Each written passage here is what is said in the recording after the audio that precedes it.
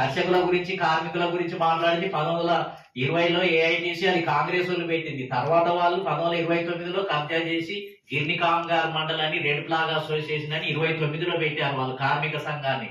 కానీ జ్యోతిరావు పూలే ఉద్యమంలో కార్మిక ఉద్యమం 1884లోనే లోకాండే అనే వ్యక్తి కార్మిక సంఘాన్ని పెట్టి పని గంటలు 19 గంటలుంటే 19 గంటల నుంచి 12 గంటలకు తగ్గించడానికి బ్రిటిష్ వాళ్ళతోటి పోరాటం చేశాడు. ఇలా ఆదివారం సెలవు దినం కూడా లోకాండే సాధించిందే.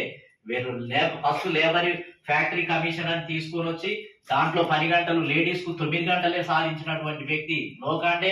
జ్యోతిరావు పూలే శిష్యుడు, దీనబంధు పత్రిక నడిపినటువంటి వ్యక్తి, పెద్ద లేబర్ ఉద్యమకారుడు. వీళ్ళంతా సత్యశోధక ఉద్యమం నుంచే పుట్టుకొచ్చారు. ఇంకా పూలేనైతే కర్షకుల ఉద్యమమే బట్టిజీ షెట్టిజీలకు వ్యతిరేకంగా, వడ్డీ వ్యాపారులకు వ్యతిరేకంగా, జమీందారులకు వ్యతిరేకంగా పోరాటం చేసి ఆయన కర్షక ఉద్యమాన్ని నడిపాడు. అంటే సత్యశోధక ఉద్యమంలో 2 ఉద్యమాలు, కార్మిక ఉద్యమం, కర్షక ఉద్యమం వచ్చింది.